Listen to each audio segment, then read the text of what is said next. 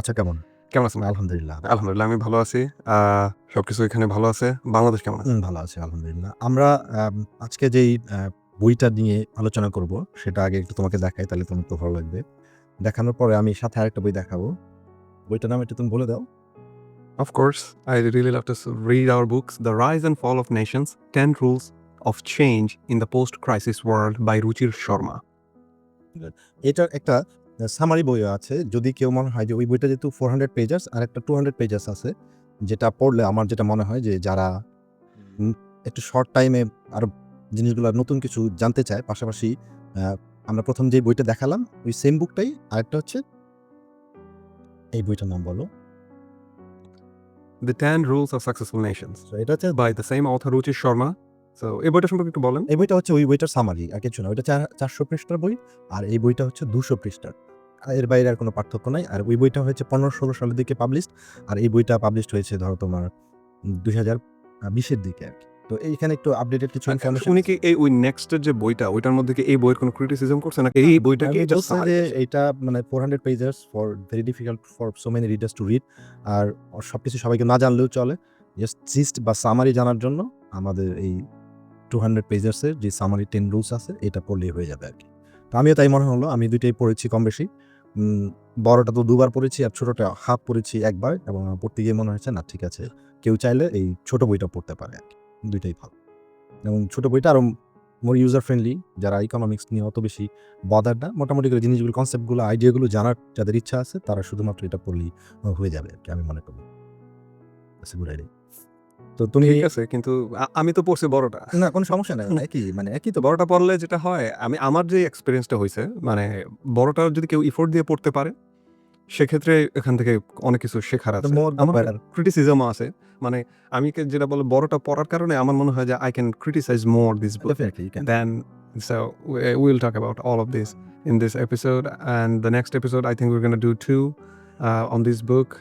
So কোন topic দিয়ে আপনি শুরু করতে চান? এখানে তো ১০ টা বলছে, আপনি শুরু করবেন কোনটা দিয়ে? আমরা শুরু যদি করতে চাই রুচি শর্মার ব্যাপারে বা এই বইয়ের ব্যাপারে তোমার যদি কোনো মানে বক্তব্য থাকে যে তুমি বলতে চাও যে রুচি শর্মা ভদ্রলোকটা কে বা এই বইটার মানে কোর কনসেপ্টটা তুমি যদি একটু জাস্ট বলে দাও তাহলে তারপর আমি শুরু করতে আমার জন্য সুবিধা হয় আর নইলে আমিও শুরু করতে পারি। রুচি শর্মা মানে এখানের মধ্যে এই বইটা 'rise and fall of nation' যে রুচি শর্মা বইটা লিখছে, সে বইটা লিখছে তার এক্সটেন্সিভ এক্সপেরিয়েন্স এর উপরে। হি ওয়াজ এ ফাইন্যান্সিয়ার, হি ওয়াজ working with the multinational organization, he was working with the financial organization, and for this different purposes of his working, মানে তার অপরচুনিটি হয়েছে পৃথিবীর বিভিন্ন দেশে ঘোরা, পৃথিবীর বিভিন্ন দেশের লিডারদের সাথে কথা বলা এবং ইনটেনসিভলি অ্যানালাইসিস করা। কারণ তার ওই টিম ছিল, যে টিমের মাধ্যমে তার যদি কোনো হাইপোথেসিস থাকতো তার মনে, সেই হাইপোথেসিসকে সে টেস্ট করতে পারত। সো আমার কাছে যেটা মনে হয় এই বইয়ের শুরুতে বইয়ের ইন্সপিরেশন হিসেবে সে যে জিনিসটাকে হাইলাইট করে মানে ইন্সপিরেশন হিসেবে সে নিয়েছে সেটা হচ্ছে এরকম যে সে তার মনে অনেক কোশ্চেন উঠতো সে যখন ছোটবেলা থেকে সে ইন্ডিয়াতে জন্ম, সে যখন ছোটবেলা থেকে বড় হচ্ছিল যে why Indian is not growing, why other countries are growing at that time. So ওই সকল ক্ষেত্রে বিভিন্ন কোশ্চেনের ক্ষেত্রে সে হাইপোথেসিস তৈরি করতো এবং ওই হাইপোথেসিস নিয়ে তার যখন মানে তার যখন ক্যাপাসিটি আসছে রিসার্চ করার, তার টিম নিয়ে ওই ইনভেস্টিগেট করার, তখন সে ওই হাইপোথেসিসগুলো একটু একটু করে চেক করে যেই হাইপোথেসিসগুলো আমার কাছে মনে হয় এই 10 হাইপোথেসিস, অনেকগুলো হাইপোথেসিসের মধ্যে সে এই 10 হাইপোথেসিস পাইছে যেটার মাধ্যমে সে literally can explain a country. বইয়ের শুরুতে সে যে এক্সাম্পলটা দিয়ে শুরু করছে যে সে একটা আফ্রিকান জঙ্গলে গেছে, সে আফ্রিকান জঙ্গলের মধ্যে সে একটা স্টোরি বলছে যে রাজার একটা ছেলে ছিল, সেই রাজা এই রাজার ছেলে প্রিন্স জঙ্গলের মধ্যে দিয়ে হাঁটবে, প্রিন্সের একমাত্র রেসপন্সিবিলিটি হচ্ছে to figure out to figure out the sound of the things which doesn't make any sound. So এই যে একটা আইডিয়া যে কিভাবে বুঝা যে জঙ্গলের মধ্যে যে বিপদগুলো আছে, কোন সময় কোন বাঘ এসে কামড় দিবে, কোন সময় কোন সাপ এসে আপনাকে কামড় দিবে, এইটা তার মুভমেন্টের মাধ্যমে বুঝা, that is an expert Hunter capacity. So উনি উনার বইয়ের মাধ্যমে যে জিনিসটা শিখাইতে চাইছে আমাদেরকে যে উনি কিছু এরকম সিম্পটম দিয়ে দিছে যেগুলো নরমালি হাইলাইটেড না in economics theories, in media, in everywhere. কিন্তু সে এই ভেরিয়েবলস গুলো সে পাইছে এবং সে ইতিহাস অ্যানালাইসিস করছে, সে ইকোনমিক্স অ্যানালাইসিস করছে, পলিসি অ্যানালাইসিস করছে, সবকিছু অ্যানালাইসিস করে দেখছে যে this 10 hypothesis actually explains why a nation rise and fall. So আমরা এগুলো নিয়ে বলবো। So that is what I would say about the introduction of this book and about this author. Right. ঠিক আছে। তোমার আলোচনা অনেক সুন্দর হলো এবং আমরা এখন থেকে শুরু করতে পারি। ১ম এই আমি যেটা বলতে চাই যে সে ১০ টা ইন্ডিকেটর ব্যবহার করেছে যে আমাদের যেকোনো একটি দেশে, আমার পৃথিবীর যেকোনো একটা দেশের ইকোনমিক ফিউচার প্রেডিক্ট করার জন্য। এখন ফিউচার বলতে অনেক লম্বা সময় বোঝায়। এটা ১০০ বছর হতে পারে, ৫০ বছর হতে পারে। কিন্তু মিস্টার শর্মা যেটা বলার চেষ্টা করেছেন যে, আসলে ইকোনমিক্স এমন একটা জিনিস বা একটা দেশের অর্থনীতি এমন একটা জিনিস যেটা আসলে ৫ বৎসর ১০ বছরের বেশি প্রেডিক্ট করা উচিত না এবং করলে যেটা হয় কি এটা ব্লাইন্ড গেস হয়ে যায়। এটা আসলে আমরা ওই অনেকটা তোমার অ্যাস্ট্রোলজারদের কাছে যেরকম হাত দেখাই কিংবা টিয়া পাখির কাছে যেরকম ভাগ্য পরীক্ষা করতে চাই, ওইরকম একটা ব্লাইন্ড গেস হবে। এর বাইরে কিছু হবে না।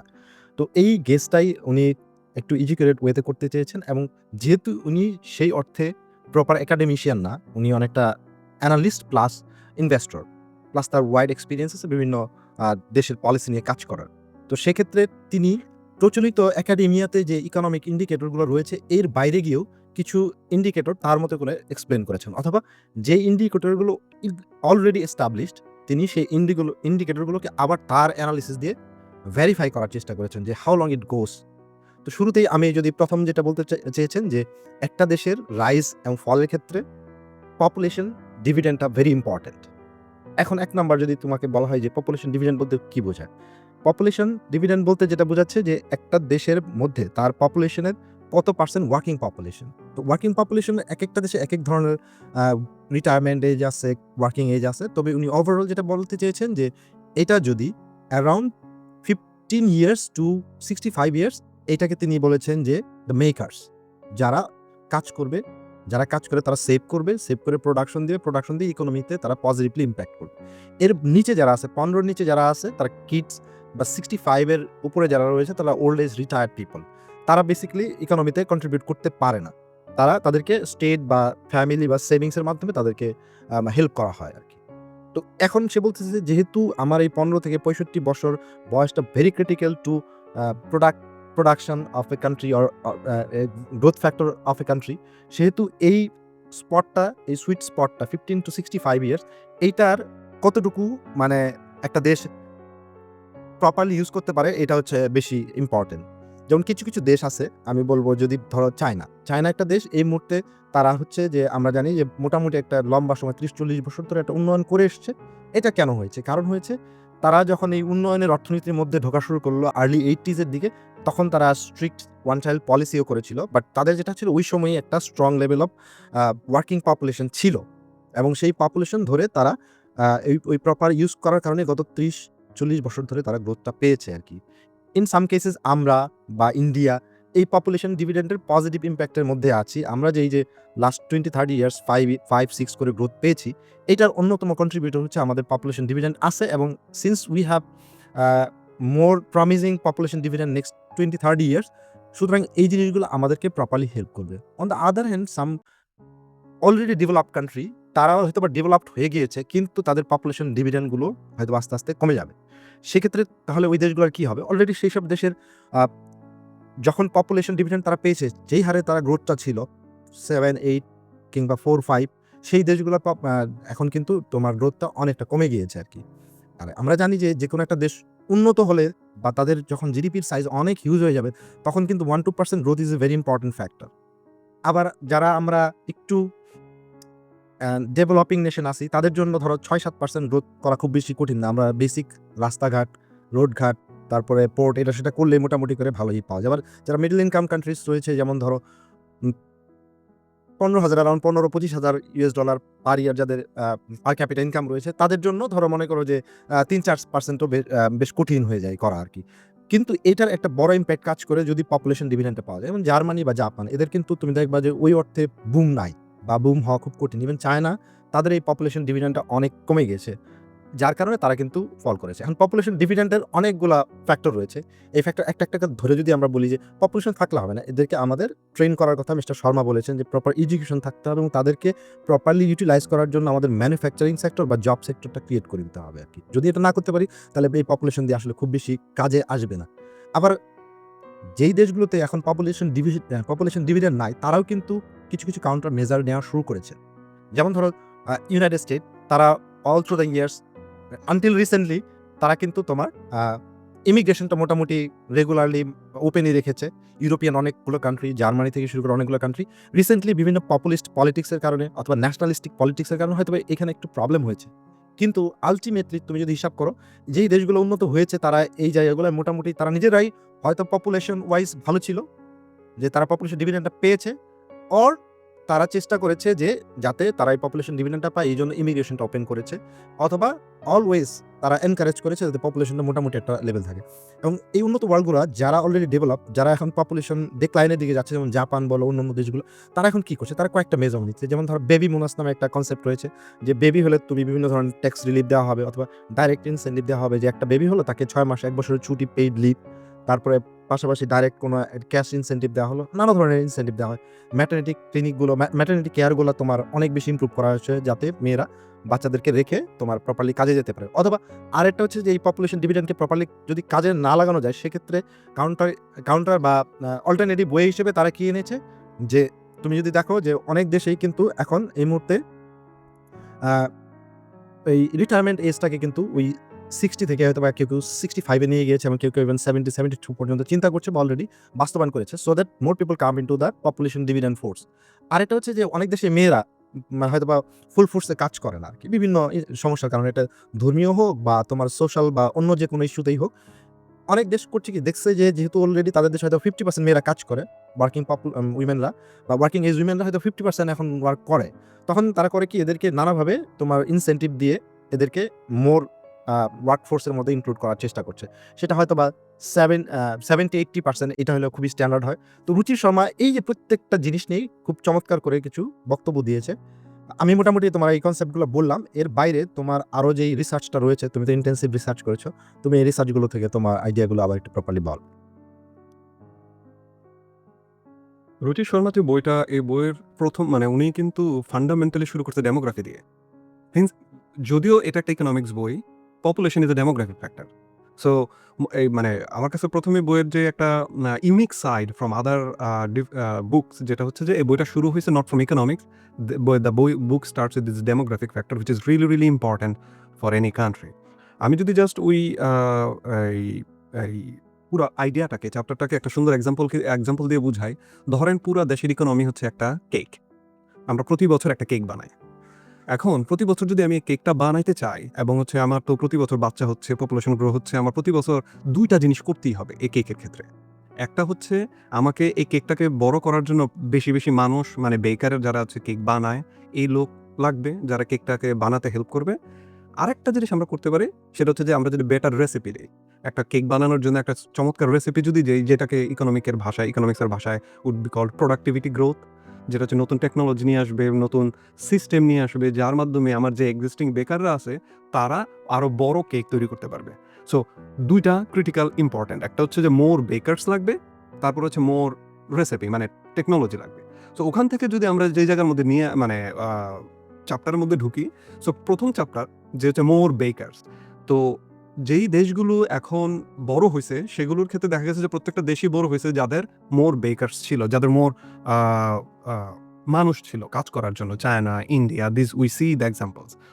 লেখক এখানের মধ্যে স্পেশালি বলছে যে যদি কোনো একটা ইকোনমি থেকে এই লোকগুলো চলে যাওয়া শুরু করে, মানে এই যে আপনার যদি মোর বেকারস থেকে, মানে আগে 100 জন কাজ করতে ইকোনমিতে, এখন 90 জন কাজ করে। যেমন চায়নার ক্ষেত্রে যেটা হবে, নেক্সট ইয়ার থেকে প্রতি বছর 1 million working age population retire করবে চায়নাতে। এখন আগে ওরা যে ওয়ান চাইল্ড পলিসি নিয়েছে আনটিল 2015, এই ওয়ান চাইল্ড পলিসির কারণে চায়না মানে হঠাৎ মানে চায়নার যে ইয়াং পপুলেশন দ্যাট ডিক্রিজড। এখন চায়নার মধ্যে বাচ্চাও নয়, এখন সব হচ্ছে বুড়া মানুষ। সো ওই জায়গার মধ্যে যেটা হবে যে there is a risk for China, যে যদি চায়না কোনো অল্টারনেটিভ পলিসি না নেয়, তাহলে এই একমাত্র শর্টেজ অফ পিপল, এই কারণেই China will face a huge crisis. আমি already I have talk to so many Chinese friend, I have Chinese colleagues in my office, they are facing it too. আমার একটা কলিগ আছে চায়নার যে হচ্ছে female, সে আমেরিকায় চলে আসছিল, কারণ ওই সময় যদি সে আমেরিকায় মানে চায়নাতে থাকতো, that will not be good for her. So ওই কারণে সে চলে আসছে এখানে, এবং সে ওখানে দেখছে এখন চায়না থেকে লোকজন এভাবেই নাই হয়ে যাচ্ছে। So that is one thing the writer identified as a risk for China. এখন লেখক শুধুমাত্র প্রবলেমটাকেই ডিফাইন করে নাই। লেখক এখানে বলছে যে ওকে, কোনো একটা দেশের যদি এরকম ওয়ার্কার না থাকে, হঠাৎ করে ডেমোগ্রাফিক ডিভিডেন্ড নাই, ধরেন বাংলাদেশের মতো অনেক বেশি মানুষ নাই অথবা কিছু নাই, তো সেক্ষেত্রে ওই সকল দেশ করবে কি? তো সেখানে বলছে যে ওই দেশগুলোকে মিসিং ওয়ার্কার খুঁজে বের করতে হবে একটা ইকোনমির মধ্যে, হিডেন ওয়ার্কার্স যেটাকে বলে। তো নাম্বার 1 হিডেন ওয়ার্কারকে উইমেন। যে ইতিহাসে যেটা ছিল যে কনজারভেটিভের জন্য, ভ্যালুসের জন্য, রিলিজিয়ানের জন্য, যে কারণেই হোক, women in the underdeveloped country didn't take part in the economic activities. So একটা দেশের যদি আপনি হাফ অফ দ্য পপুলেশনকে ইনঅ্যাক্টিভ রাখেন তাহলে তো ওই দেশের গ্রোথ হবে না। সো সেক্ষেত্রে আপনাকে ওয়ে বাইর করতে হবে কিভাবে আপনি ওয়েমেনকে ওয়ার্কফোর্সে নিয়ে আসবেন। ফর এক্সাম্পল আপনি যেটা বললেন যে তাদের জন্য ম্যাটারনিটি লিভের ব্যবস্থা করা, তাদের জন্য চাইল্ড সাবসিডি দেওয়া, তারপর হচ্ছে তাদেরকে বিভিন্ন রকমভাবে ইন্সপায়ারেশন দেওয়া যে তারা যাতে বাচ্চা নেয়। সো ওই একটা কারণে ওই একটা ওয়েতে we can bring out more hidden workers for the economy. America এই ওয়েস্টার্ন কান্ট্রিজ দিছে, কিন্তু আমেরিকার মধ্যেও এই ফুললি এই ব্যাপারটা আসে নাই যে ওয়েমেনদেরকে ইন্সপায়ার করা। কারণ আমেরিকাতেই হচ্ছে পৃথিবীর একমাত্র দেশ এখন পর্যন্ত কোনো পেইড ফেডারেলি ডিজাইনড ম্যাটারনিটি লিভ নাই আচ্ছা, আমেরিকাতে। এখনো করে নাই। কোনো পেইড এখনো নাই এবং কোনো চাইল্ড কেয়ার নাই। তো যদি এই দুইটা জিনিস না থাকে মেয়েরা কিভাবে কাজ করবে বাইরে গিয়ে বাচ্চাকে রেখে? মানে আইদার এখন মানে যদি আমি আমার পার্সোনাল এক্সাম্পল দেই, আমার যে আমার ওয়াইফ সে যদি চাকরি না করে আমরা তেমন না খেয়ে থাকবো যদি দুইজন চাকরি না করে আমেরিকার স্ট্যান্ডার্ড অফ লিভিং এ, কিন্তু আমার ওয়াইফের ফুল স্যালারি অ্যাকচুয়ালি চলে যায় আমার ছেলের ডে কেয়ারে। সো মানে জিনিসটা হচ্ছে এরকম ভাবে ডিজাইন করা যে আপনি ওয়েমেনরা আমেরিকাতে চাইলেও ওরকম ভাবে কাজ করতে পারে না। যদি কাজ করতে হয় তাহলে তারা বাচ্চা নিতে পারবে না, কারণ তারা বাচ্চা নিলে ক্যারিয়ার করতে পারবে না, প্রমোশন হবে না কোনো রকমের। ওই যে এখন তো আরো খারাপের দিকে যাচ্ছে, কোনো ডিআই পলিসি থাকবে না, কোনো এক্সট্রা ওমেন প্রেফারেন্স থাকবে না। So that is bad. কিন্তু অন দ্য আদার হ্যান্ড যদি আপনি কানাডা, নেদারল্যান্ডস, আদার স্ক্যান্ডিনেভিয়ান্স থাকেন দেশগুলোতে দেখেন, they inspired and they brought policies which brought women out of their home into the economic sectors. Now this economies are growing and they will continue to grow. নেক্সটের যেই পয়েন্টটা লেখক বলছে hidden ওয়ার্কারের মধ্যে আছে রিটায়ারিং। আগে রিটায়ারের বয়স ছিল আপনি একটু আগে যেটা বললেন 60 বছর, কিন্তু এখন তো মানুষ 70-80 বছর বাঁচে। যদি সে কেউ 80-90 বছর অ্যাভারেজ এজ বাঁচে, সে তো 5-6 বছর আর একটু কাজ করতেই পারে। ফর এক্সাম্পল আমি যদি আমেরিকার কথা চিন্তা করি, যারা রিটায়ারে যায় ধরেন 60-65-তে, they are really young, they are really strong. So তারা যদি রিটায়ারমেন্টে চলে যায়, we are losing huge pool of experience, we are losing huge pool of expertise and skill of those people. এখন আমাকে অনেকেই গালি দিতে পারেন, ভাই মানুষকে শান্তিতে রিটায়ারও করতে দিবি না। না, that's not the fact. If anyone wants to, there should be a choice. I'm also not for working all day long because I have read David Graeber's Debt. So ওই জিনিসটা থেকে আমি ওটা আশা করি না। থার্ড যে লেখক বলছে যে হিডেন মিস ওয়ার্কার, যেটা America was getting the benefit immigrants. আপনি যদি বাইরের দেশ থেকে ইমিগ্রেন্টকে অ্যাট্রাক্ট করতে পারেন, then you are getting this again more bakers. আপনি বড় বড় কেক বানাতে পারবেন, মানে আপনি বড় ইকোনমিকে গ্রো করতে পারবেন। So these are the main ideas of this বুক।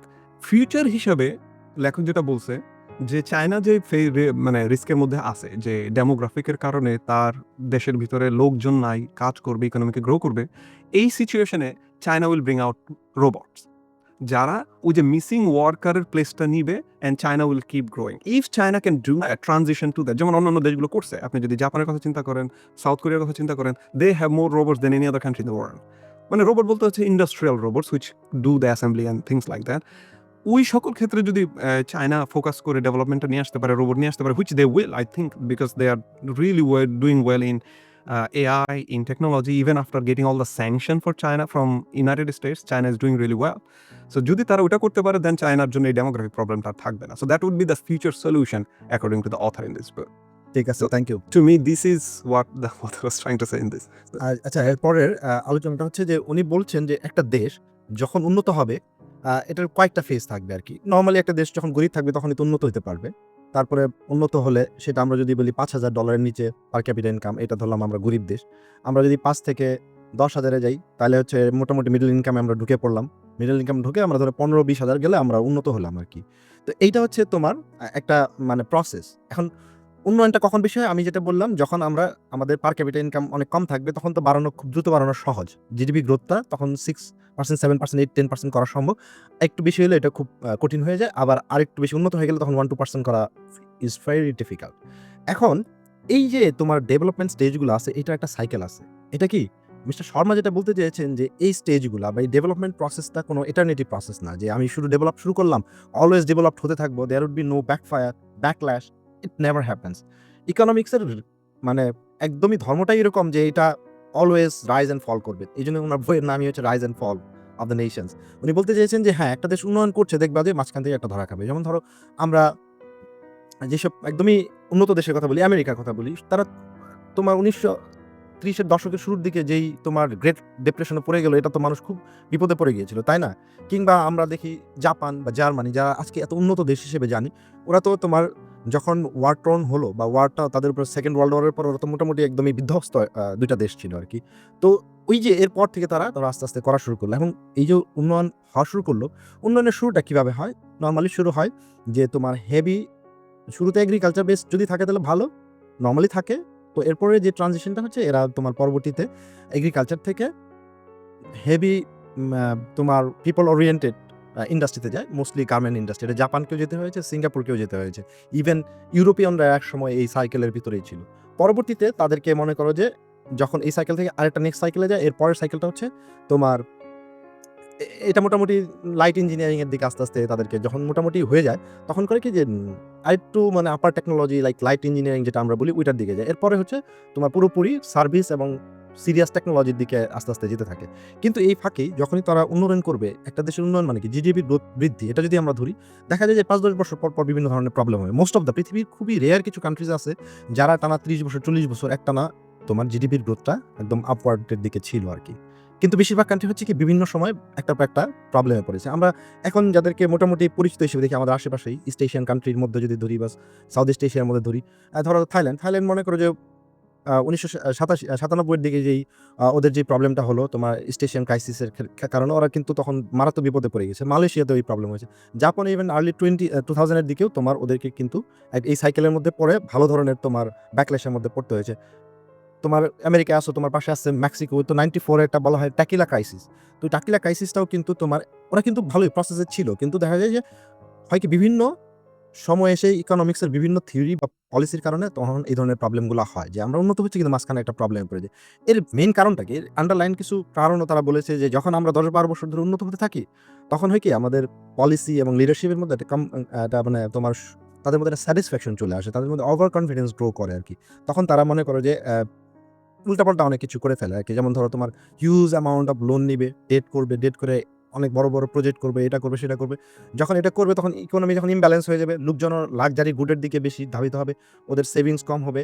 তোমার ডেটটা অনেক বেড়ে যাবে, জিডিপি রেশিও অনুযায়ী অনেক বেড়ে যাবে। তারপরে তোমার বাজেট ডেফিসিট অনেক হাই হয়ে যাবে। এই যে ইস্যুগুলো প্রত্যেকটাই তোমার নানা ধরনের প্রবলেমেটিক সিম্পটম দেখা দিবে। পরবর্তীতে একটা সময় যখন এটা একসাথে মনে করো যে আর কন্ট্রোল করা যায় না, ওইটাকে আমরা বলি রিসেশন বা ক্রাইসিস বা বাস্ট অফ ইকোনমিক সার্কেল আরকি। তো এই সার্কেলটা এইটা বিভিন্ন সময়ের বিভিন্ন প্রবলেমগুলো হয়। এখন এইটাকে কিন্তু ওভারকাম করাও আবার ওই সাইকেলের অনুযায়ী হয়ে যায়। যখন মানুষের মধ্যে এই প্রবলেমগুলা বুঝতে পারে যে আমরা এই প্রবলেমের কারণে এই সাফারিং গুলা করছি, যে আমরা বেশি লোন নিয়ে ফেলছি, এগুলা রিপে করতে পারছি না। আমাদের গভর্নমেন্টের বাজেট এত বড় হয়ে গেছে যে এগুলা মানুষের সেলারি দেয়া, এটা দেয়া, সেটা দেয়া এবং সোশ্যাল সেফটি নেট এসব করতে, করতেই সব টাকা শেষ হয়ে যাচ্ছে। তখন তারা দেখা যায় যে প্রপার ডেভেলপমেন্টের জন্য যে কস্ট আছে এটা আর মানে দিতে পারে না। তখন ওই জিনিসগুলো তারা আবার বুঝতে পেরে আস্তে, আস্তে তোমার রিফর্ম পলিসিতে যায়। দেখা যায় যে ওইখানে যদি কোনো ব্যাড পারফর্মিং ব্যাংকস থাকে, যাদের অনেক high amount of bad performing loans আছে, এগুলো আস্তে, আস্তে সংকুচিত করে ওই ব্যাংকগুলোকে স্ক্র্যাপ করে হয়তোবা ৫ টার একটা বানায়। এটা ইন্দোনেশিয়াতেও করছে আরকি এরকম কাজ। তারপরে মনে করো যে উল্টাপাল্টা যে ইনভেস্টমেন্ট যেখানে খুব মনে হয়েছে যে এগুলো আসলে করা হয় উচিত হয় নাই, তো ওইগুলা কমায় দেয় এবং যে খরচগুলা যেখানে তোমার সেভিংস করা উচিত ছিল, যে আমার তো রেইনি ডে আসতে পারে, ওই রেইনি ডে এর জন্য সেভিংসগুলো আমাকে লাগবে আরকি। যেমন রাশিয়া এই প্রবলেমে পড়ছিল যখন আর্লি 2000 এর দিকে যখন পুতিন আসলেন আরকি, তখন তো একটা মানে সে একটা টর্ন ইকোনমি পেয়েছে। বাট সে বিভিন্ন ধরনের খুবই পজিটিভ মেজার্স নেওয়া শুরু করেছে। মিস্টার এরদোয়ান টার্কি থেকে উনিও এসে খুবই দুর্বল ইকোনমি পেয়েছে, বাট এসে দেখলো যে না, আমার ইকোনমিটা প্রপারলি করতে হবে। প্রপারলি করার জন্য কি দরকার? যে আমাদের একটা স্ট্রং ইন্ডিপেন্ডেন্ট সেন্ট্রাল ব্যাংক থাকবে। যাদের পলিসি থাকবে তারা প্রপারলি ইনফ্লেশনটা প্রপারলি কন্ট্রোল করবে। তারপরে আমাদের ডেট ম্যানেজমেন্টটা প্রপার হবে, বাজেট ম্যানেজমেন্টটা প্রপার হবে। গভর্নমেন্ট কস্ট একটু হইলেও মানে কন্ট্রোলে রাখবো, যেটা মানে আমি বাজেটের সাথে মিলাইয়া দিতে পারি। অর্থাৎ আমার যে ইনভেস্টমেন্টটা থাকবে এটা বেশি হবে না। অথবা government loan as well as যে তোমার প্রাইভেট সেক্টরের যে লোনটা আছে, এটা যাতে মানে একদমই বেশি বিঞ্জ না হয়ে যায় আরকি, বিঞ্জ লেভেলে না যায়। এই যে তোমার পাশাপাশি আমার যেই এখন যেই টাকাগুলো আমি পাচ্ছি বিভিন্ন সেক্টর থেকে, সেটা অয়েল থেকে হোক, ফুয়েল থেকে হোক, অথবা লেবার মার্কেট থেকে, যেখান থেকে হোক বা ম্যানুফ্যাকচারিং থেকেই হোক, এই জিনিসগুলো আস্তে, আস্তে তোমার সেভিং করে পরবর্তীতে এগুলো আমরা ম্যানুফ্যাকচারিং ইনভেস্ট করবো অথবা লোন রিপেমেন্টটা করে আমাদের ইকোনমিটা মোটামুটি হেলদি করবো। অর্থাৎ অনেকগুলো পলিসি আছে, এগুলো তারা যখন বুঝতে পেরে তখন এই জায়গাটাতে তারা কাজ করা শুরু করে, তখন ইকোনমি আবার ওই যে বাস থেকে একটু, একটু, একটু করে উপরের দিকে যেতে চায় আরকি। এবং ধরো এই যে আমেরিকার কথা বলি, এত তো ভালো ছিল। বাট 2008 এ এসে আবার কিন্তু ডিপ রিসেশন এর মধ্যে পড়ে গিয়েছে। কারণ একই তো প্রবলেম। এরাও ওই লোন এত বাড়াই দিয়েছিল প্রাইভেট সেক্টরে, ইচ্ছা মতো উল্টাপাল্টা ইনভেস্ট করা শুরু করলো লোকজন টাকা নেয়, তারপরে লোন করে নিয়ে এসে আবার সে স্টক মার্কেটে রাখলো, তারপরে তোমার বাসাবাড়ি কিনলো, যে বাসাবাড়ি তারা নিজেরাও কোনোদিন থাকবে না, কাকে রাখবে সেটাও জানে না, বাট তারা কিনছে আর কি। এই যে একটার পর একটা ভুল ডিসিশন, এই সব কিছু মিলাই তো একটা প্রবলেম হয় আর কি, এবং পরবর্তীতে এটা আমাদের কিন্তু একটা রিসেশন চলে আসে। পরবর্তীতে গভর্নমেন্টকে আবার প্রপার পলিসি নিয়ে, যেমন তোমার মার্কেটটাকে আরেকটু ওপেন করে, মোর ম্যানুফ্যাকচারিং হাব তৈরি করে, more service sector, strong robust service sector তৈরি করে আস্তে আস্তে কিন্তু এই জিনিসগুলোকে ওভারকাম করার চেষ্টা করছে। গভর্নমেন্টকে যদি প্রয়োজন হয় ব্যাংকগুলোকে প্রপারলি ম্যানেজ করার জন্য, অথবা টপ ইন্ডাস্ট্রিগুলোকে একটু যদি বেল আউটও করার দরকার হয়, এই বিভিন্ন সময়ে কিন্তু বিভিন্ন গভর্নমেন্ট এই কাজগুলো করেছে, but with a good hope, এবং বেশিরভাগ সময়ই এই জিনিসগুলো কিন্তু কাজে লাগে। কিন্তু এটাও আবার পার্মানেন্ট না, but there will be some time after 15-20 years later ধরে নিতে হবে we can have this kind of problem, যেটাকে আমাকে ফাইট ব্যাক করতে হবে আর কি। যারা এটা আগে থেকে প্রেডিক্ট করতে পারবে বা উইল থাকবে অথবা প্ল্যান থাকবে, তাদের জন্য রিসেশনটা লঙ্গার করতে হবে। এবং রিসেশনের এটা কি, যে তুমি যদি মানে লম্বা সময় একটা ধরো ইকোনমিক বুমের মধ্যে থাকো, ধরে নিতে হবে যে as soon as possible might hit hard by another bust in the economy. এটা তোমাকে মাথার মধ্যে নিয়েই কাজ করতে হবে। কিন্তু হয় কি, গভর্নমেন্টে তো তোমার সারা দুনিয়াতে একই প্রবলেম, যে বিভিন্ন লোকজন গভর্নমেন্টে হেড আসে, তারা যখন ফার্স্ট টার্মটা বা একটা সময় 4-5 বছর কাজ করে দেখে যে খুব ভালো হয়ে যাচ্ছে, তখন তারা খুবই কনফিডেন্ট হয়ে যায়, তখন ওভার কনফিডেন্সের কারণে অনেক উল্টাপাল্টা কাজ করে। আরে আমি আসছি গভর্নমেন্টে, আমার আসার পরে 6% করে গ্রোথ, দেখো আমি কত বড় বাপের বেটা। পরবর্তীতে দেখা যায় যে যখন সে একইভাবে মানে তোমার কাজ করতে যায়, তখন নানা ধরনের প্রবলেম হয়। কি হয়, ইনফ্লেশন বেড়ে গেছে, ইনফ্লেশন বাইরে গেলে তো লোকজন আর ভোট দেবে না বা বকাবাদ্য শুরু করে দেয়। তখন তারা কি করে, বিভিন্ন পপুলিস্ট বা ন্যাশনালিস্টিক বা বিভিন্ন ধরনের কার্ড খেলা শুরু করে আর কি, যে ওই দেশের সাথে যুদ্ধ করবো, ওই দেশকে দখল করবো, আমরা যে একটা সুপার পাওয়ার, আমরা যে রিজিওনাল পাওয়ার, আমাদের যে একটা হেজেমনি আছে, আমাদের এই আছে সেই আছে হ্যান ত্যান, এইরকম তোমার রিলিজন থেকে শুরু করে যত ধরনের ন্যাশনালিস্টিক ন্যাস্টি তোমার সুপার কার্ড খেলা যায়, সবাই এটা খেলে এবং করে এই ভুলটা করে। এবং হয়তোবা সামটাইমস এটা অনেক ক্ষেত্রে কাজে লাগে, but in the long run, in terms of economy, পপুলেশনে ভোট পাওয়া একটা, বাট ইকোনমিকে রিভাইভ করা আরেকটা বিষয়। ওই রিভাইভটা অনেকের হয় না, এবং তারা লম্বা সময়ের জন্য আরেকটা প্রবলেমে পড়ে যায়। ততদিনে তো ওই গভর্নমেন্টের ওই মানে হেড অফ দ্য গভর্নমেন্ট আর থাকে না আর কি, তো না থাকলে আর সমস্যা নেই, সে তার মতো করে চলেই যায় আর কি। এই হচ্ছে তোমার মোটামুটি circle of life of economic life of a country.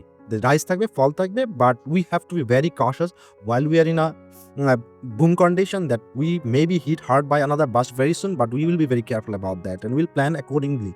অথবা আমরা এখন খুবই রিসেশনের মধ্যে আছি, লাইক শ্রীলঙ্কা যে রিসেন্টলি এটা বাস্টের মধ্যে ছিল, তখন তারা আবার কিন্তু ইকোনমিক প্ল্যানগুলো করেছে, মোটামুটি করে তারা আবার একটা পর্যায়ে চলে যাচ্ছে। তো এই যে তোমার সাইকেলটা, এটা নিয়ে তোমার প্র্যাকটিক্যাল এক্সপিরিয়েন্স প্লাস তোমার স্টাডি থেকে যদি আমাদেরকে আরেকটু শেয়ার করো আর কি। আপনি অলরেডি সব বলে দিয়েছেন, সো আমি জাস্ট সামারি করি আপনি যেটা বললেন। এনি নেশন যে লাইফ সাইকেল যেটা বলা হয়েছে, যে সার্কেল অফ লাইফ, এই সার্কেল অফ লাইফ হচ্ছে মেইনলি 4টা স্টেজ, লেখক যেটা বলছে। Number 1, crisis.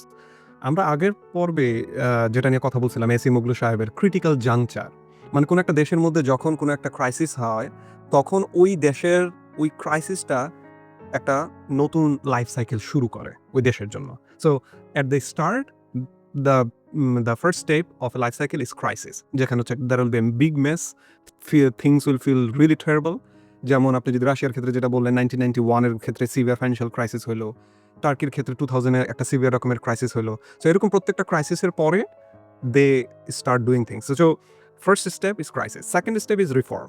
তখন আপনি হচ্ছে নতুন ক্লিনিং ক্রু নিয়ে আসবেন, তারা এসে ইকোনমি ক্লিয়ার করবে। যেমন রাশিয়ার ক্ষেত্রে ভ্লাদিমির পুতিন আসছে, আইসা একেবারে যতগুলো অলিগার্ক ছিল তাদেরকে শিখাই দিছে যে বস একজন, আমার উপর কথা চলবে না, এই পলিসি নিচে এই রিফর্ম করতে হবে, করছে। Same strong man Erdogan for turkey, যে আমি যেটা বলবো সেটাই পলিসি নিছে এবং হচ্ছে রিফর্ম ক্লিনিং ক্রু হিসেবে কাজ করছে। সাউথ কোরিয়ার ক্ষেত্রে আপনি যদি কিম ডাই জাং, সে যে আসছে, সে ইলেক্টেড হয়েছে, সেই elected Asian financial crisis of 1998।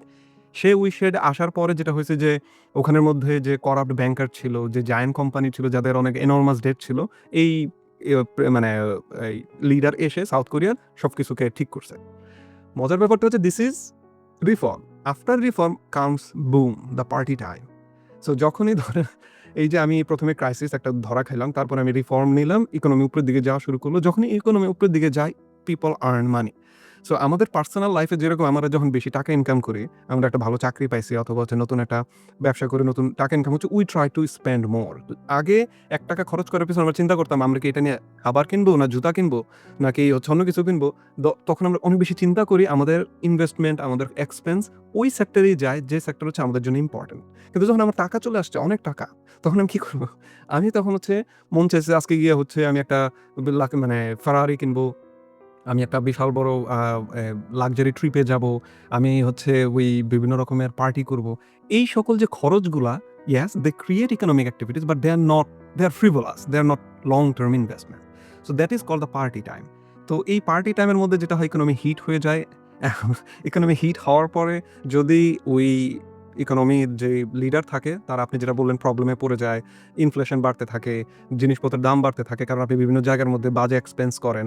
আপনি প্রত্যেকটা কান্ট্রি যারা ইকোনমিক্যালি ডেভেলপড হইছে, তারা এই কাজটা করে আসছে। রাশিয়ার ক্ষেত্রে হইছে, টার্কির ক্ষেত্রে হইছে। আরেকটা যে জিনিসটা আসে, যেটা আরো খারাপ করে, সেটা হচ্ছে যে এই পার্টি টাইমের সময় কোনো পলিটিক্যাল লিডার পাওয়ার ছাড়তে চায় না। সো দ্যাট লিডস চালাই যায়। To the decay. সো চালায় যায়। পার্টি তো করতেই আছে। So now after reform party, and then they became arrogant, they want to stay in the power. লেখক স্পেসিফিক্যালি বলে দিছে যে কোনো একটা প্রেসিডেন্ট যদি থার্ড টাইম আসতে চায় ইল্লিগালি, তাহলে ওই দেশ অলরেডি খারাপের দিকে যাচ্ছে। সো ওটা অলরেডি বলে দিছে লেখক ওই জায়গার মধ্যে। এবং পুতিনের ক্ষেত্রেও সে হয়েছে 4 number, Erdogan, Xi Jinping. So all of them are staying more than they should be in their power. Yes, they did good, really good recovering the country, but they should now, establish the system and give the power to other people. That's what the author says, but that will never happen because no one wants to give away power. So that's the circle of life for in any country. Crisis, reform, Amazing. party time, mess. Amazing. So you summed up in so short time, মানে খুবই চমৎকার হয়েছে। You gave me the description, that's why I could do that. আচ্ছা, next topic, Preparation নিচ্ছিলাম আর কি, next পয়েন্টটা যেটা শর্মা সাহেবের কাছে ইম্পর্টেন্ট এবং আমার কাছে খুব ইন্টারেস্টিং, এটা আমি খুবই মানে মনোযোগ দিয়ে পড়ার চেষ্টা করেছি যে আসলে এটা কিভাবে রিলেট করে। উনি বলেছেন যে একটা দেশের ইকোনমি ফিউচার প্রেডিক্ট করার জন্য ওই দেশের ধনী লোকরা কীরকম এটা দেখা খুবই ইম্পর্টেন্ট। তাদের দিকে চোখ দিয়ে দেখতে হবে যে এই যে লোকগুলা ধনী, তারা আসলে কিভাবে ধনী হয়েছে এবং তাদের সংখ্যাটা কেমন এবং তারা জিডিপির কত অংশটা সম্পত্তিটা তারা নিজেরা দখল করে রেখেছে। তো এই জন্য তিনি বলেছেন যে বিলিয়নিয়ার কয় ধরনের হতে পারে? 2 ধরনের, good billionaire and the bad billionaire. Good billionaire উনি ডেফিনেশন দিয়েছেন, গুড বিলিয়নিয়ার কারা?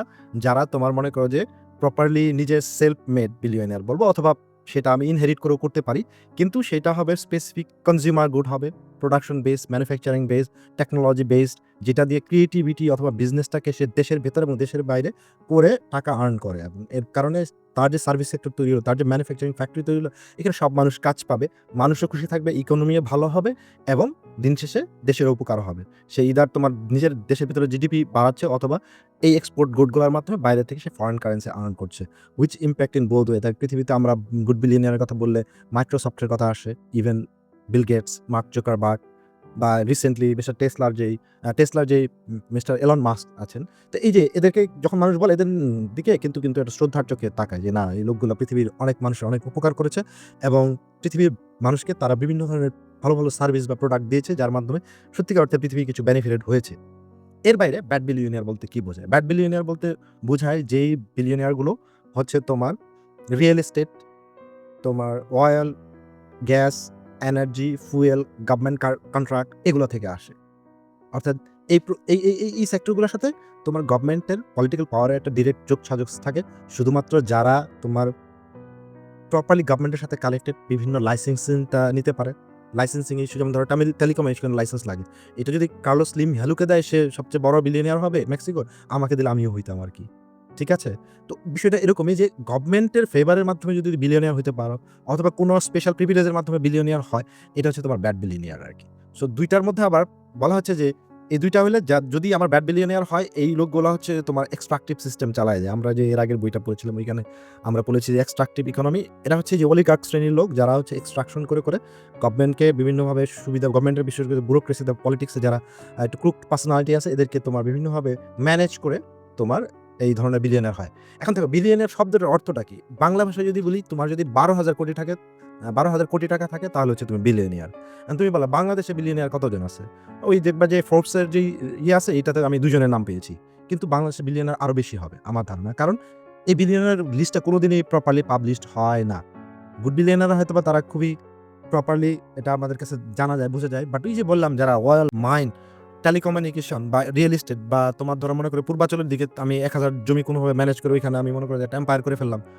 আমি যদি মানে বিলিয়নার হইও, আমি তো বলব না যে আমি বিলিয়নার হইছি আরকি। People will suspect me and they will curse me always যে এই লোকটা হচ্ছে বিভিন্ন লোকজনের জমি জমা দখল করে রিয়েল এস্টেট করছে। এ তো শয়তান, মহাশয়তান আরকি। অথবা আমি মনে করো জোর করে আমার সবাইকে বাদ দিয়ে আমি সব মোবাইল ফোনের টাওয়ারগুলা আমার আন্ডারে নিয়ে নিলাম আরকি। তখন আমাকে বলবো এটা কার্লোস স্লিম হলো একটা যাচ্ছে আরকি। এই যে দেখো গুড বিলিয়নিয়ার, ব্যাড বিলিয়নিয়ারকে মানুষ কিন্তু ওইভাবে প্রজেক্ট করে যে গুড বিলিয়নিয়ার থেকে মানুষ একটু হলেও সম্মান করে, সারা দুনিয়াতেই করে। ধরো বাংলাদেশেই আমি যদি ২ টা কোম্পানির নাম বলি, প্রাণ কোম্পানি বলো যে তাদের কিন্তু প্রচুর ম্যানুফ্যাকচারিং বেস আছে বা ওয়ালটন বলো। এখন এরা যদি বিলিয়নিয়ার হয় মানুষ কিন্তু বলবে না ওরা ভালো করছে আরকি। কারণ ওদের তো অনেক প্রোডাক্ট এক্সপোর্ট করতে হচ্ছে। অথবা এট লিস্ট এই প্রোডাক্টগুলো যদি আমরা এখানে না বানাইতাম, আমাদেরকে কিন্তু বাইরে থেকে ইম্পোর্ট করে নিয়ে এসে কিন্তু আমাদের এখানে এগুলা ইউজ করতে হতো। দিন শেষে তারা এই যে প্রোডাকশন বা ম্যানুফ্যাকচারিং বা সার্ভিসের প্রপার জায়গায় যারা হিট করে বিলিয়নিয়ার হইতে পারে, মানুষ তাদেরকে পছন্দ করে। তো ইকোনমিতেও একটা সুইট স্পট আছে। বলতেছে যে এখন বিলিয়নিয়ার কতটুকু হওয়া যাবে? আমি বিলিয়নিয়ার হইলাম, কিন্তু বেশি বিলিয়নিয়ার হয়ে গেলে কিন্তু তোমার ওইখানে ইনিকোয়ালিটি তৈরি হয়ে যাবে। মানুষের মধ্যে তখন কিন্তু আয়ের বৈষম্য এটা প্রকট হবে এবং মানুষ এটা খুবই নেগেটিভলি দেখে আরকি। তো এটা একটা সুইট স্পট মিস্টার শর্মার সাজেশন মতে যদি একটা দেশে বিলিয়নিয়ার থাকে সেটা হওয়া উচিত যে তাদের আন্ডারে ওই দেশের জিডিপি 10% এর বেশি থাকা যাবে না। এটা হচ্ছে তার একটা স্ট্যান্ডার্ড প্রজেকশন আরকি। হ্যাঁ, আমেরিকা যদি বলে সেটা 15% আছে। কিন্তু আমেরিকার ক্ষেত্রে এটাই এতই ভার্সেটাইল যে তোমার মনে করো যে এটা তো এরা এত বেশি তোমার টেকনোলজি বা প্রোডাক্ট বা ম্যানুফ্যাকচারিং এখানে তোমার ব্যাড বিলিয়নিয়ার খুব কম পাবা। আমেরিকাতে ব্যাড বিলিয়নিয়ার হওয়া একটু সম্ভব একটু বাট ইটস ভেরি ডিফিকাল্ট। আমি বলি একটু ইনফরমেশনটাকে একটু আপডেট করি ভাই। বলো। ইনফরমেশনটাকে আপডেট করা দরকার এই সেন্সে যে আমেরিকা এই বইটা বের হয়েছে 2014-15 সালে, তাই না? তো আজকে থেকে 9 বছর আগে। তো এই 10 বছরে America has gone through a seismic shift. Okay. যেটার মাধ্যমে আমি জাস্ট 3 দিন আগে আমি একটা স্ট্যাটিস্টিক্স পাইছি। আমেরিকার 4 জন লোক, only 4 individual owns more wealth than the bottom 90% population in United States combined. মানে হচ্ছে আমেরিকাতে 90% এর যত ওয়েলথ আছে সবগুলোরে যোগ করলে এই 4 জনের বেশি হয় না। মানে 4 জনের তার চেয়ে বেশি আছে। সো ইয়াস, বাট এই মানে 2015 সালে আমেরিকা ছিল এরকম 15% অথবা সামথিং কিছু একটা, বাট এখন এই ম্যাগনিফিসেন্ট 7 এর ওনাররা আমেরিকার 60% ওয়েলথ মানে ওন করে আরকি। সো এখন ওইটাকে যদি কনসিডার করি then future of America is really bad, but that is also relevant to our discussion. Just to okay, না তুমি একটু প্রজেক্ট করেছো। এখন হ্যাঁ, বিষয়টা হচ্ছে যে সে মানে প্রপারলি ব্যাড বিলিয়নিয়ার কিনা। ব্যাড বিলিয়নিয়ার হওয়ার কারণে ওদের ইনইকুয়ালিটি হয়েছে কিন্তু পিপলরা কিন্তু এই জিনিসটাতে বেশি আনহ্যাপি না যে মাইক্রোসফট এত টাকা আছে কেন? এইজন্য মাইক্রোসফটে ওরা আমরা পানিশমেন্ট দেই। এরকম চিন্তা মানুষের মধ্যে মোটামুটি কম আছে অথবা করাপশন করে মাইক্রোসফট এত টাকা বানাইছে বা টেসলা এত টাকা পাইছে কিভাবে? Just because they had a serious connection with government. এরকম হয়তোবা আছে কিন্তু মানে মানুষের মধ্যে পারসেপশনটা অতটা মানে ড্রেডফুল না আরকি। এর বাইরে তোমার আরেকটা বিষয় হচ্ছে যে এখন বিলিয়নার যদি কম হয় তাহলে তো কি হবে? বিলিয়নার কম হওয়ার জন্য সমস্যা। বিশেষ করে যদি তোমার এটা ফ্রি মার্কেট ইকোনমি হয়, there should be some billionaires. যেমন জাপানে তোমার বিলিয়নিয়ার খুব কম। যার কারণে কিন্তু Japan is not getting the proper economic growth right at this moment. তাদের বিলিয়নার যে কয়জন আছে এদের টোটাল প্রপার্টি অ্যারাউন্ড 1% আরকি। তো মিস্টার শর্মার থিওরি বলছে যে না, এত কমও থাকা যাবে না। আমাদের থাকতে হবে যে এটা around 10% is good sign, healthy sign for economic progress in the next 5-10 years. এখন এটা যদি 1% হয় তাহলে ধরে নিতে হবে যে এখানে প্রপারলি মার্কেট ইকোনমি ফাংশন করছে না। এখানে অন্য কোনো সিস্টেম ফাংশন করছে। যেমন জাপানে তোমার অনেকটা তোমার সিনিয়রিটি, তারপর হেরিটেজ, কালচার, ওদের যে নর্মস এগুলো কাস্টম ভ্যালুকে বেশি এমফাসাইজ করে। এটা ভালো না মন্দ, that's another debate, but in terms of economic growth and GDP development এখানে মানে ইম্প্যাক্ট করে। এটা রুচি শর্মার থিওরিটা বলেছে। এখন দেখো এর বাইরে আরেকটা বিলিয়নিয়ার আছে। এইটা কেউ খারাপ চোখে দেখে, কেউ ভালো চোখে দেখে।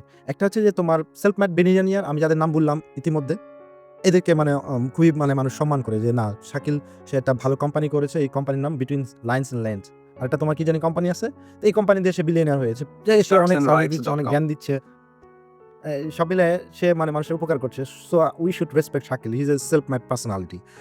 এখন there are some people in the world, for the world, যে ওদের কিন্তু ইনহেরিট করার সুযোগ আছে। এখন ধরো মনে করি আজকে থেকে 100-150 বছর আগের কোম্পানির নাম কি? শ্যানেল, অথবা তুমি প্রাডা ইটালির যে, তারপরে তোমার গাবানা আছে না কি জানি একটা? এই যে এই ডলচে কোম্পানিগুলো, গাবানা, ভার্সাচে। হ্যাঁ, বাট যাদের বয়স হচ্ছে ডলসে গাবানা, হ্যাঁ, তো এদের বয়স হচ্ছে 100-150 বছর। এখন ওদের যারা প্রজেনি আসছে বা তোমার ডিসেন্ডেন্ট যারা আছে ওরা যদি বিলিয়নিয়ার হয়, তুমি তাদেরকে কি ব্যাড বিলিয়নিয়ার বলতে পারবে না, তাদেরকে ব্যাড বিলিয়নিয়ার বলার সুযোগ নাই, কারণ তারা ইনহেরিট করেছে, বাট তারা ইনহেরিটেড গুড বিলিয়নিয়ার। তো এই যে আমাদের একটা সুইট স্পট থাকবে, যদি ইকোনমি গ্রো করতে চায় তাহলে আমাদের বিলিয়নিয়ার লাগবে, বাট এটা আবার এত বেশি হওয়া যাবে না যেটা 15% 20% হয়ে যাবে টোটাল জিডিপি বিলিয়নিয়াররা দখল করে রাখবে, আবার এটা 1-2% হওয়া যাবে না, তাহলে আবার মনে করো যে ইকোনমি শ্রিঙ্কেজ হবে। আর যে দেশে বিলিয়নিয়ার নেয় মনে রাখবে যে ওই দেশটাও গরিব, ঠিক আছে?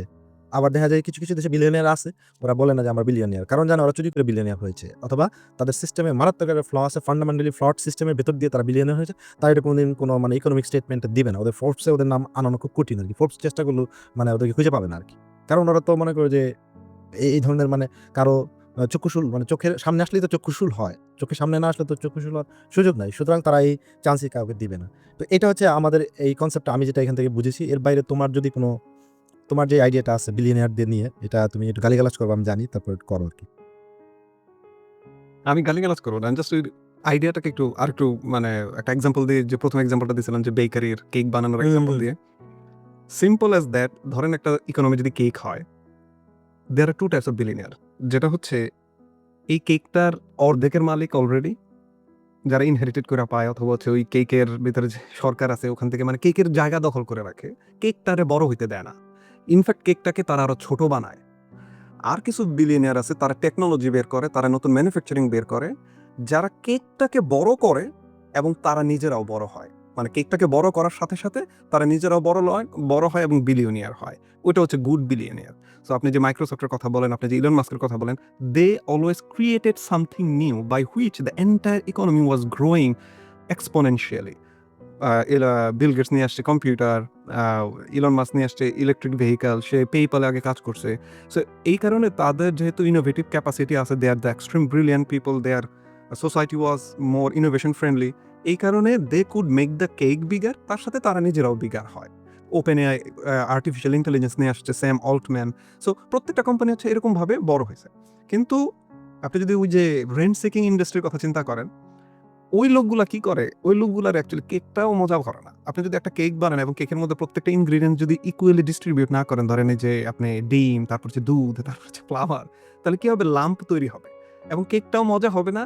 কেকটা বেশিরভাগ অংশ মানুষ খাইতে পারবে না, নষ্ট হয়ে যাবে। সো ওই যে ইন্টারনালি কেকের ভিতরে যারা হচ্ছে ধরেন রেন্ট সিকিং বিলিয়নিয়ার, যারা হচ্ছে রিয়েল এস্টেট থেকে আসে, যারা হচ্ছে যদি কোনো একটা দেশের ভিতরে মিনারেল থাকে সেই মিনারেল থেকে আসে, যারা হচ্ছে দেশের একটা গভর্নমেন্টের পার্ট থাকে, সেই গভর্নমেন্টের মাধ্যমে মানুষের ট্যাক্সের টাকা, কষ্টের টাকা চুরি করে নিয়ে আসে, এই সকল লোকেরা ওই কেকটাকে নষ্ট করে ফেলে। সো কেকটাকে নষ্ট করে তারা কেকটাকে অ্যাকচুয়ালি ছোট করে এবং নিজেদের মধ্যে ওই ছোট করে মানে ছোট করে করে করে করে নিজেদের মধ্যে কনসেন্ট্রেশন আনে। আর যারা ভালো বিলিয়নিয়ার তার কেকটাকে বড় করে, তার সাথে সাথে নিজেরাও বড় হয়। So that's the two difference, আমি বলবো যে যদি একটা সুন্দর এক্সাম্পল দিয়ে বুঝাই। So that would be my definition of good billionaires and bad billionaires. So, but good billionaires R bad billionaires তো একটা দেশের মধ্যে আপনার এগুলোকে আনতে পারে এই ইনস্টেটে, বাট এই গুড বিলিয়নিয়ার এবং ব্যাড বিলিয়নিয়ারকে কন্ট্রোল করার জন্য যে স্টেট, আপনাকে তো ওইটা নিয়ে কথা বলতে হবে। বলো। সো পেরিলস অফ দ্য স্টেট, যেটা হচ্ছে আমি আপনাকে এই কোশ্চেনটা করতে চাই, যেহেতু আপনি স্টেটের লোক, ব্যুরোক্রেট, যে আমার মতো ইনোভেটিভ যারা আছে তাদেরকে আটকানোর জন্য তারা উঠে পড়ে লেগে থাকে। আমাকে বলেন যে এই পেরিলস অফ দ্য স্টেটটা কি, যে জিনিসটা হচ্ছে যে কেন তারা এই বিলিয়নিয়ারদেরকে আটকায়, অথবা তারা কি করে যেটার কারণে দেশ আর উন্নতি হয় না, বা অবনতি হয় বা উন্নতি হয়। এখানে কোর কনসেপ্টটা হচ্ছে যে তোমার যে কোনো একটা পজিশনে গিয়ে স্টেট আসলে কি করছে বা কি পলিসি নিচ্ছে এইটার উপর অনেক কিছু নির্ভর করছে আর কি। এখন ধরো তোমার যদি একটা দেশ অনুন্নত থাকে তখন এক ধরনের পলিসি দরকার, অলরেডি তারা মিডল ইনকামে চলে গেছে তাহলে আরেক ধরনের পলিসি দরকার, আবার ডেভেলপড হয়েছে তখন এক ধরনের পলিসি দরকার। তুমি দেখো উন্নয়ন হচ্ছে এটা তোমার মানে ডাবল এজড স। কিরকম? তুমি উন্নত হয়ে গেছো তার মানে তুমি মানে দুনিয়া উদ্ধার করে ফেলেছো, ব্যাপারটা এরকম না। তুমি ওখানে গিয়েও কিন্তু ধরা খেতে পারো, ভালোভাবে ধরা খেতে পারো। তুমি উন্নয়ন আমেরিকা উন্নত হয়েছে কি সে 2008 সালের ক্রাইসিসে পড়ে নাই, মানুষ কি না খেয়ে থাকে নাই? থেকেছে। এখন বাংলাদেশে যদি প্রবলেম হয় বাংলাদেশে এই সমস্যা হবে।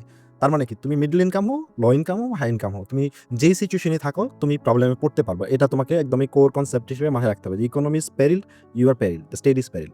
ইজি ইজি ইজি ইকুয়েশন আর কি।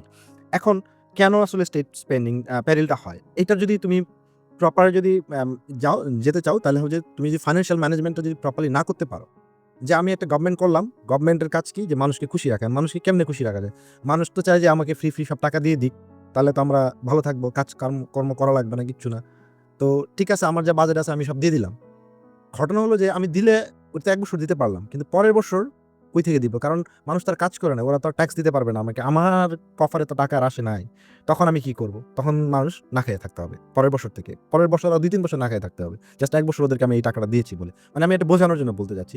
অর্থাৎ গভর্নমেন্ট যে স্পেন্ডিংটা করলো, এইটা কোথায় করলো? কিভাবে করলো? এটা ভেরি ইম্পোর্টেন্ট। এই জায়গায় যারা ভুল করবে তাদের মানে এই পেরিলের মধ্যে যেতে হবে, প্রবলেমে পড়তে হবে আরকি। যেমন ধরো তোমার যখন একটা গভর্নমেন্ট আসে, তো পপুলার ডিসিশন কি হয় যে আমি অনেক সাবসিডাইজ করব। ঠিক আছে? যে তোমার যা টাকা লাগে নিয়ে নাও। গরিব মানুষদেরকে না খেয়ে থাকতে দিব না। ভালো, এটা কথাটা সুন্দর। কিন্তু আমার তো একটা আইডিয়াল স্ট্যান্ডার্ড আছে, যেই স্ট্যান্ডার্ডের বাইরে আমি যেতে পারব না। কতটুকু যেতে পারব? যে একটা গভর্নমেন্ট তুমি যদি টোটাল হিসাব করো, যে একটা মিস্টার শর্মা যেটা বলেছেন যে একটা গভর্নমেন্ট যদি আইডিয়ালি তারা স্পেন্ড করতে চায়, এইটা হচ্ছে 25 to 35% হবে তোমার টোটাল জিডিপির মানে স্পেন্ডিংটা হবে গভর্নমেন্টের আরকি। আমার কথাটা ক্লিয়ার কিনা? 25 to 35 হচ্ছে সুইট স্পট। এখন সামওয়ান লাইক ডুইং আন্ডার 25, এদের সমস্যাটা কি হবে? যে এরা পরবর্তীতে বেসিক যেই ফ্যাসিলিটিস পাবলিকের দরকার, পিপলের দরকার, including factory, road, port, telecommunication, everything প্রবলেমে পড়ে যাবে। মানুষ ওই সার্ভিসগুলো পাবে না। তখন ওর মাধ্যমে প্রপারলি তোমার গ্রোথ জেনারেট করবে না। আবার অন্যদিকে এটা যদি 35 এর উপরে চলে যায়, তাহলে দেখা যায় যে তোমার লোন অনেক বেশি করতে হবে। সেটা বোথ ইন ইন অ্যাম ইনটা দেশের ভেতরে হতে পারে, আবার দেশের বাইরে থেকে ফরেন লোনও হতে পারে। এখন ২ টাই তো প্রবলেম। কারণ এই ডেট তো তোমাকে পরে রিফাইন্যান্স করতে হবে। তাদেরকে পে করতে হবে। পে করতে গিয়ে তুমি ওই টাকাটা তখন কোথায় পাবা?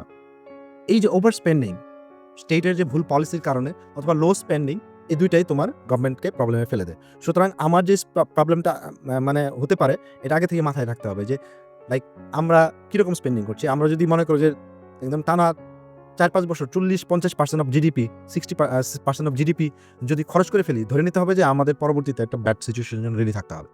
কারণ ইকোনমি পরবর্তীতে ফল্টার করবে।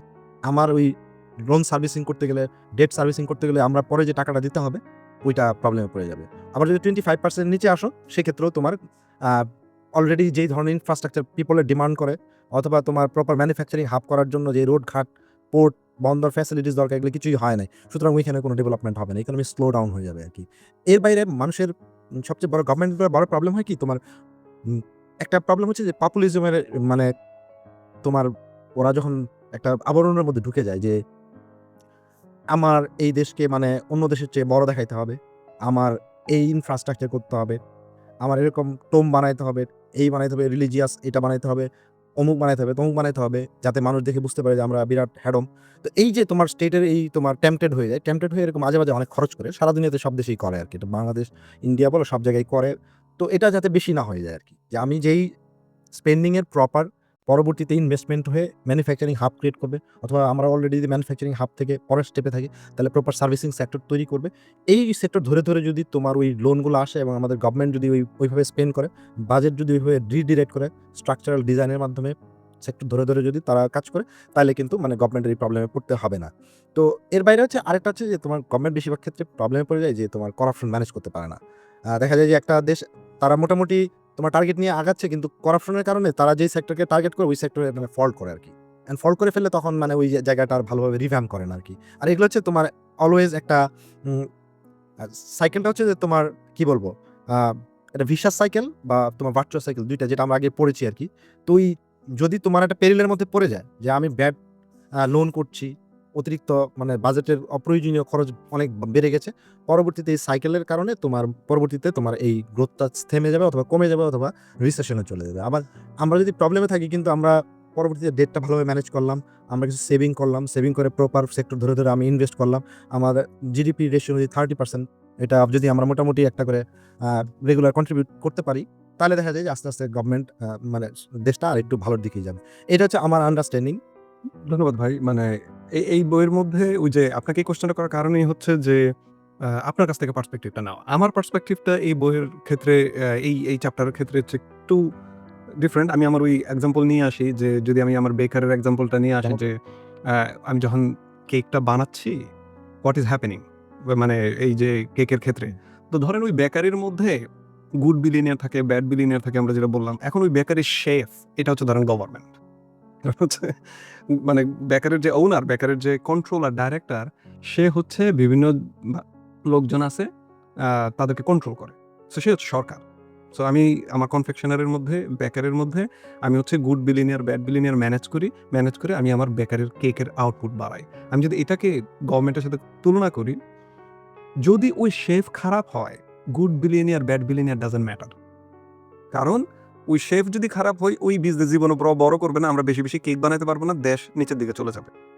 এখন কোয়েশ্চেন হচ্ছে যে তাহলে ওই যে শেফ অ্যাকচুয়ালি তার করা কি উচিত কি? সো যখনই মানে অ্যাকর্ডিং টু রুচি শর্মা যে বলছে, যখনই একটা গভর্নমেন্ট খুব বেশি মেডলিং করবে এই স্টেটের ফাংশনের মধ্যে, then that will be a problem.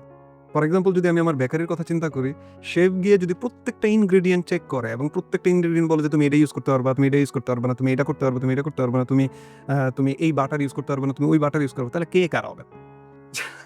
যেটা হবে, দিনে দিনে কেকের আউটপুট কমতে থাকবে, আমরা টাইমলি কেক প্রডিউস করতে পারবো না, that will be a problem. So that is first thing, যে যখন আপনি বেশি বেশি মেডলিং করবেন। কিন্তু there are some other ways যে গভর্নমেন্ট একেবারে ধ্বংস করে দিতে পারে, যেটা হচ্ছে যে এরকম যে যদি আপনি ওই যে ওয়েস্টেড মানি, আপনি যেটা হচ্ছে আনসাস্টেনেবল ওয়েতে যখন মানুষকে ফ্রি অ্যাসিস্ট্যান্স দিতে থাকবেন, আপনি যেটা বললেন যে ধরেন ওই বেকারের মধ্যে শেফ আসলে, শেফ আসে দেখলো যে কিছু ওয়ার্কার কাজ করে না, মানে পারে না কাজ করতে, কিন্তু আপনি গিয়ে হ্যাঁ করে শুধু শুধু বেতন দিতে থাকলেন। এখন তাহলে কি হবে? অন্যান্য ওয়ার্কাররা বলবে ওরা কাজ করে না, এরপর আমি বেতন পাইতেছি। তাহলে তো হচ্ছে আমিও কাজ করব না, আমি ফ্রিতে বেতন নিব। এতে কি হবে? দিনে দিনে আপনার যে যারা অ্যাকচুয়ালি কাজ করে কেক বানানোর ক্ষেত্রে, তারা চলে যাবে। সো ওই যে আপনি যে বিভিন্ন রকমের সাবসিডি দেন, আপনি বিভিন্ন রকমের ওয়ার্কারদের বেনিফিট দেন, আপনি হচ্ছে ওই যে ফিক্সড রেট করে দেন, মিনিমাম ওয়েজ। এই যে সকল কিছু আছে, এই যে আপনি ওয়েলফেয়ার অ্যাক্টিভিটিস নিচ্ছেন without thinking about the productivity or the impact, এবং আপনি যেই ওয়েলফেয়ার ইনস্টিটিউট নিচ্ছেন, যেইভাবে আপনি আপনার নিজের ইনকাম থেকে খরচ দিচ্ছেন আনপ্রোডাক্টিভ সেক্টরে, তখন কি হবে? আপনার মানি ওয়েস্ট হবে। সেকেন্ড ওয়েতে যে এটা গভর্নমেন্ট মানে খারাপ করতে পারে, সেটা হচ্ছে যে মিস ইউজড ব্যাংকস। যেমন হচ্ছে ধরেন আপনি বেকারের জন্য লোন নিলেন ব্যাংক থেকে। লোন নিয়ে আপনি কি করলেন যে আপনার এখানে যারা অ্যাকচুয়ালি লিডার আপনার বেকারির মধ্যে, যারা হচ্ছে বেশি বেশি গিয়ে হচ্ছে বিভিন্ন জায়গার মধ্যে ওই যারা এগ ডিপার্টমেন্ট দেখতেছে, যারা ফ্লাওয়ার ডিপার্টমেন্ট দেখতেছে, যারা হচ্ছে ধরেন ময়দা ডিপার্টমেন্ট দেখতেছে, আপনি তাদেরকে গিয়ে ইচ্ছামতো টাকা দিলেন যে ভাই নে, তোরা আমার আত্মীয় স্বজন লাগোস, তোরা তো টাকা নিয়ে হচ্ছে তোরা ইনভেস্ট কর। কিন্তু অ্যাকচুয়ালি তো তারা জীবনে ইনভেস্ট করে না। তারা কি করে? টাকা নিয়ে বাসায় চলে যায়, অথবা হচ্ছে বাইরে চলে যায়, দেশের বাইরে চলে যায়। তো এতে যেটা যে আপনি এই যে পুরো ব্যাংকিং সিস্টেম থেকে টাকা নিয়ে ওদেরকে যে দিলেন, আপনাকে তো টাকাটা ফেরত দিতে হবে ব্যাংকে। ব্যাংক তো আর আপনাকে মাফ করবে না। সো আপনি যদি এই টাকাটা বেকারির মধ্যে এনে ইউজ করতে না পারেন, আপনি যদি আপনার আত্মীয় স্বজনকে দিয়ে দেন, আপনার যে নেপোটিজমের কারণে অথবা আপনার পলিটিক্যালের কারণে অথবা অন্য কোনো এক্সট্রাকশনের কারণে আপনি যদি তাদেরকে টাকা দিয়ে দেন, then you not grow. So that's another way যে হচ্ছে আপনি ধ্বংস করতে পারেন। থার্ড ওয়েতে যেটা আপনি ধ্বংস করতে পারেন, শেফ কিভাবে ধ্বংস করতে পারে, সেটা হচ্ছে যে ধরেন এখন সরকার আসছে ওই জায়গার মধ্যে, সরকার এমন সিস্টেম করে দিল যে যারা হচ্ছে এই আমার পলিটিক্স করবে তারা চাকরি পাবে সরকারি। যারা হচ্ছে মানে এই যে এই সকল যে আনফেয়ার প্র্যাকটিস গুলো আছে, যারা হচ্ছে সরকারের সাথে আছে, তারা হচ্ছে এই রোড কনস্ট্রাকশনের কন্ট্রাক্ট পাবে। সো মানে হচ্ছে আপনি আপনার বেকারির মধ্যে শেফ এসে যদি বলে যে আমার আত্মীয় স্বজন যারা আছে তারা হচ্ছে ক্রিটিক্যাল যেই কেক বানানোর ইনস্ট্রুমেন্ট ম্যাটেরিয়াল এগুলো কন্ট্রোল করবে, আর যারা হচ্ছে আমার আত্মীয় স্বজন না, তারা হচ্ছে কোনো ক্রমে গিয়ে খালি গসতে থাকবে সারাদিন। তাহলে কি হবে? আপনি কি করবেন? যারা ব্রিলিয়ান্ট তাদেরকে আনপ্রোডাক্টিভ সেক্টরে রাখবেন, যারা ছাগল তাদেরকে আপনি আপনার প্রোডাক্টিভ সেক্টরে নিয়ে আসবেন। আবার মানে আপনার বেকারি আর গ্রো করবে না। বেকারি গ্রো করবে না মানে কোনো একটা দেশ গ্রো করবে। So that is how a government, a state can come, then it can either reform and improve an economy or it can destroy an economy. So that is what I think the author was trying to say when he was saying the perils of state. আপনার কাছে কি মনে হয় ভাই? না, exactly, you R right. মানে তুমি যে কথাগুলো বললা, এটা তো মানে একদমই পুরোপুরি আমাদের চ্যাপ্টার কেউ যদি পড়ে তাহলে মানে এর বাইরে আর কিছুই পাবে না আর কি। এর বাইরে কিছু এক্সাম্পল দিয়েছে। তো এরপরে আমরা যে চ্যাপ্টারটা রয়েছে, এটা আমি শর্টে বলতেছি। সেটা হচ্ছে যে মিস্টার শর্মা আরেকটা প্রপোজিশন দিয়েছে যে geographic sweet spot.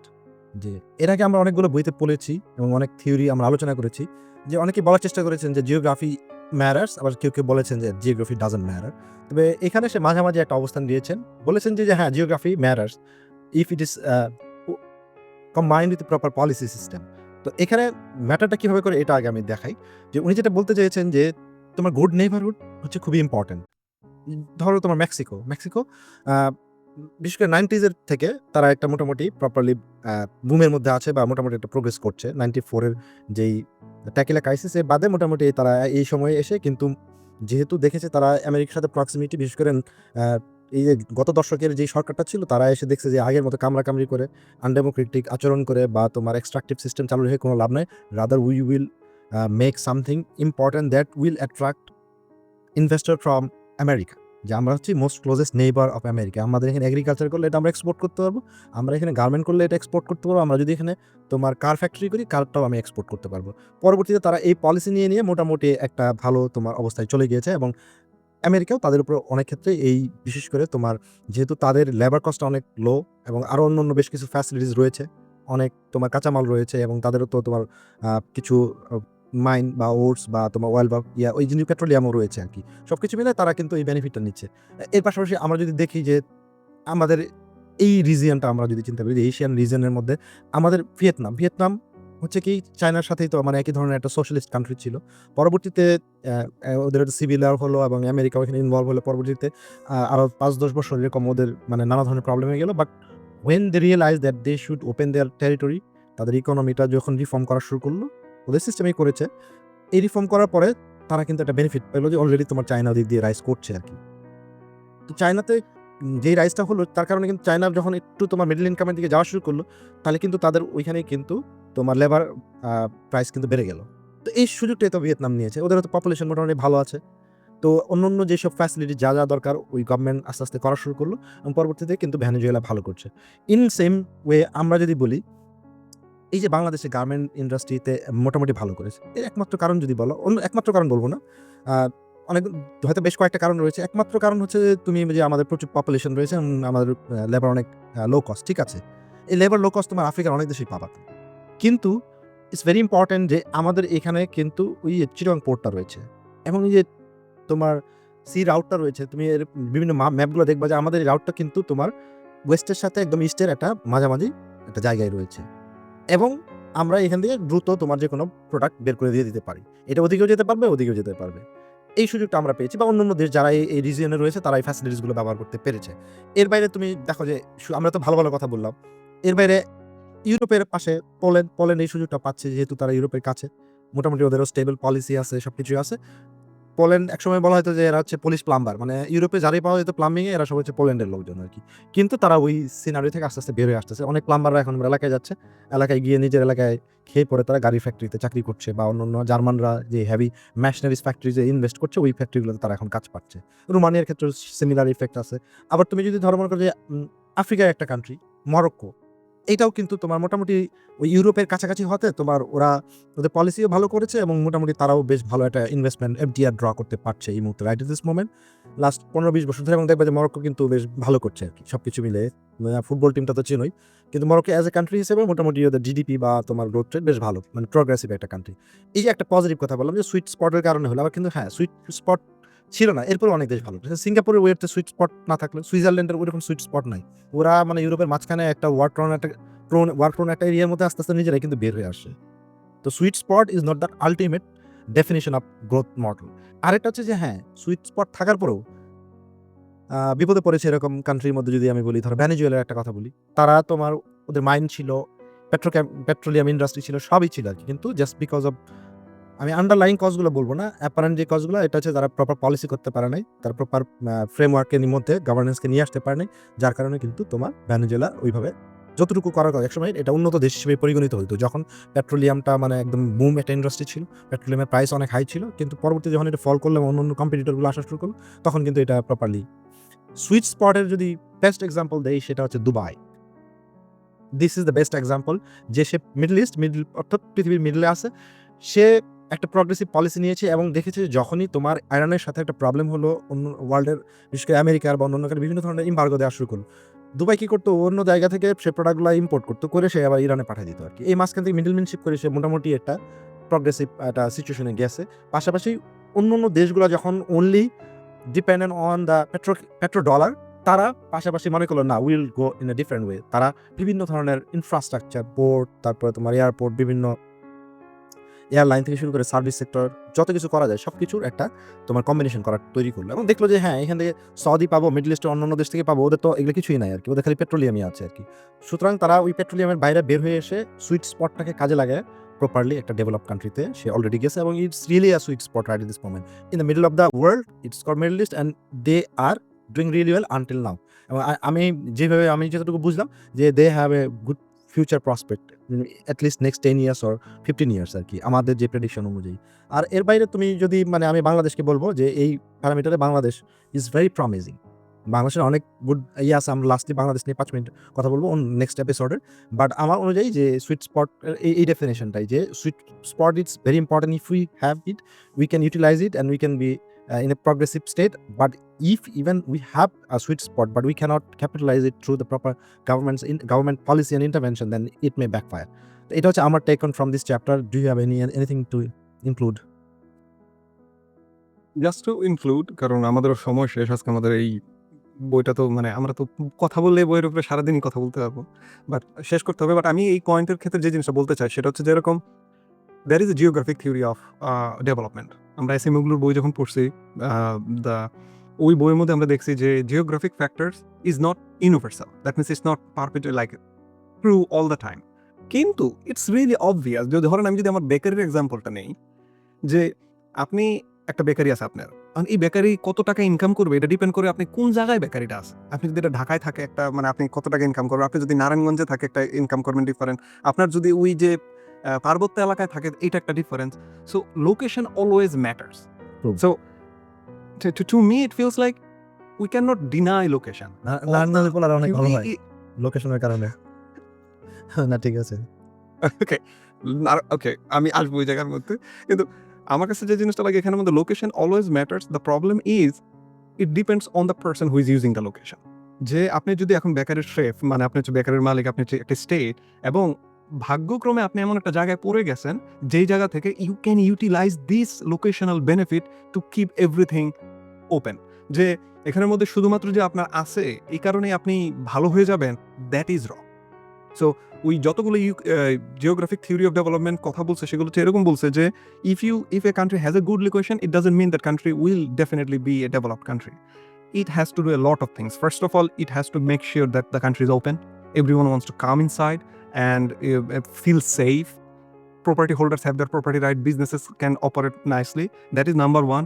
Second thing যে জিনিসটা করতে হবে সেটা হচ্ছে যে আপনার এই যেই আপনার যেই লোকেশন অনুযায়ী যে কম্পিটিটিভ অ্যাডভান্টেজটা আপনি পাচ্ছেন। বাংলাদেশের ক্ষেত্রে আমরা পোর্ট, আমরা হচ্ছে নৌ পোর্টটা পাবো। কারণ আমি ওইটাকে ফোকাস না করে আমি যদি ওই এয়ার শিপমেন্ট করার চেষ্টা করি, মানে ওই রোড শিপমেন্ট করার চেষ্টা করি, উইল বি ফার। সো আমাদেরকে ওইটাকে ইউজ করতে হবে যে লোকেশনাল বেনিফিট আছে, এবং প্রত্যেকটা কান্ট্রি যারা ওই লোকেশনাল বেনিফিটকে ইউজ করছে they got develop. So it's not about having a good sweet spot. It's not about having not having a sweet spot. It's about making sure if I have a sweet spot, I am making the best use of it. So that would be, I think that would be the chapter that they have said. There are lots of other examples. আমি খুবই encourage করব যারা economics and ফাইন্যান্সের, আপনারা তো বইটই পড়েন, কিন্তু এই বইটা পড়লে যেটা হবে, that would give you ideas, that would give you ways how we can explain a country. So with that আমি আজকে শেষ করবো। ভাই আপনি যদি কিছু বলতে চান। Thank you so much. আমরা পরের দিন আলাপ করবো। Thank you so much. We will see you next week.